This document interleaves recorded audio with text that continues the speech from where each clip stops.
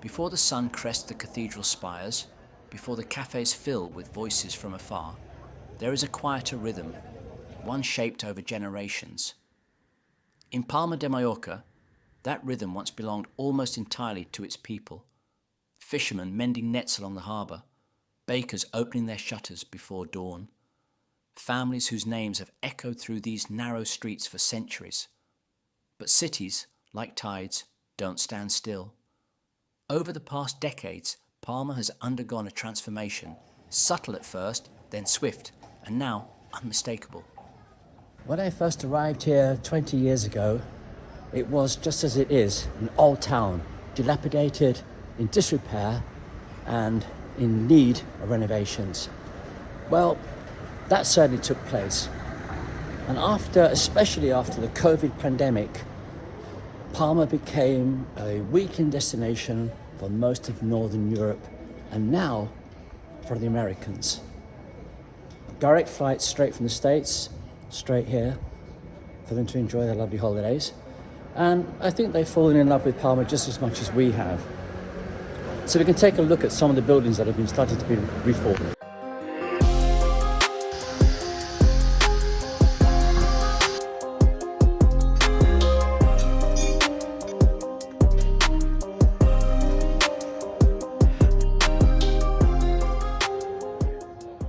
Gentrification kind of cleanses it of its ethnicity, of its originality.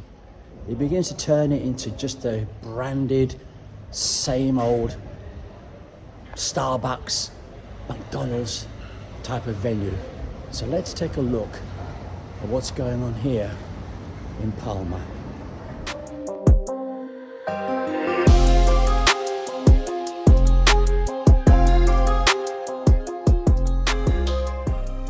Once a lived-in city has increasingly become a destination. The pastel facades remain, the cobbled alleys still wind toward the sea, but behind those walls, something fundamental has shifted.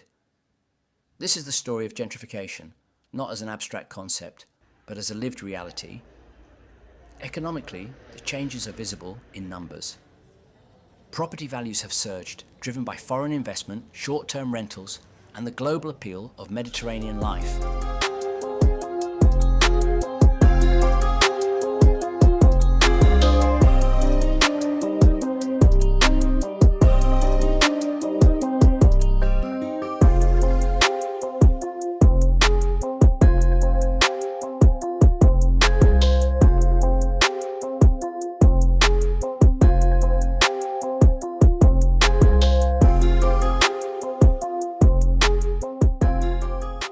The labyrinth of Mallorca's passages and back alleys have been made far more accessible with Google Maps. People are now, with their phones, managing to navigate their way through the small calles, discovering more and more of Mallorca. And the Swedish community, who are some of the newest residents of Mallorca, have certainly brought some style with them. Forgetting IKEA, they have brought hotels, beach clubs, and behind me stands the Hotel Nobis, which is probably one of the most beautiful hotels in Palma. A former palace that's been renovated and done with a great set of style. Let's take a look.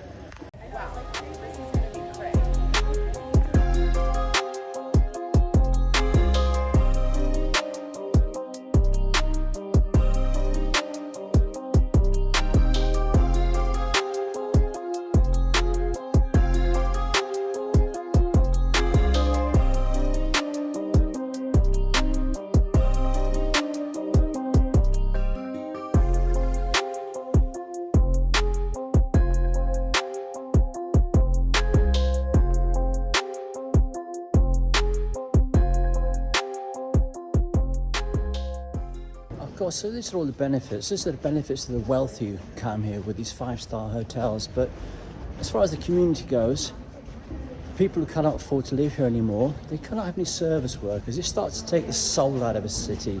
It kind of ethnically cleanses it of any kind of culture or inner city life, which I think makes a city.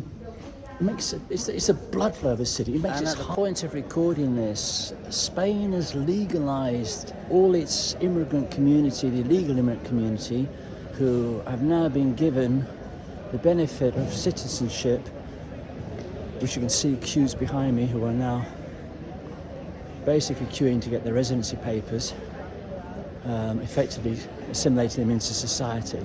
So the changing face of Spain is it's moving forwards. It's Palma's changing once again. It's taken all these immigrants and allowing them to be legal. Spain's allowing them to be legal, which I think is probably a good thing. It gets them in the system. Apartments that once housed local families are now boutique accommodations. Long-term leases have given way to higher-yield tourist stays. For many residents, especially younger generations, the cost of living has outpaced wages. Staying in the city where they were born has become increasingly difficult. Small businesses tell a similar story.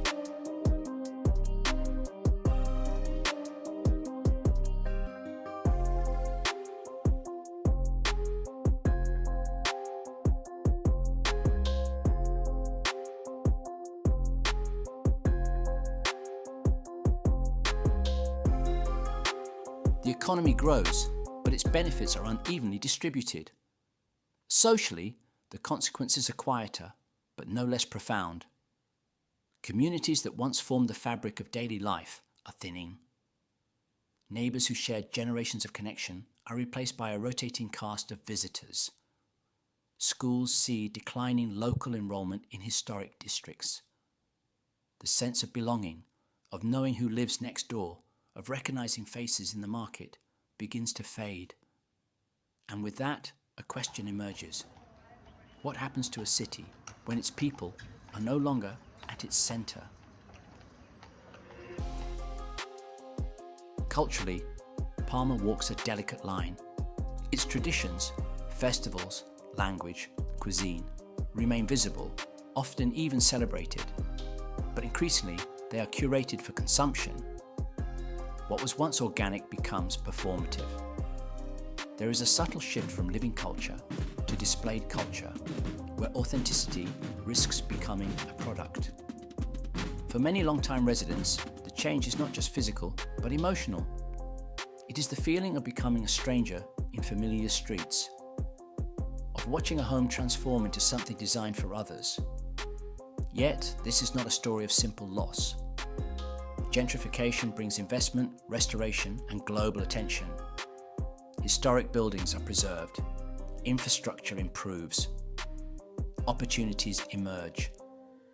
For some, these changes represent progress and possibility. But progress here carries a cost. The challenge facing Palma, and cities like it around the world, is one of balance. How to remain open without becoming hollow. How to welcome the world without displacing those who have always called it home. As the sun sets over the bay, casting gold across stone and water, Palma remains undeniably beautiful. But beneath that beauty lies a question still unresolved. Who is the city for? And who gets to stay?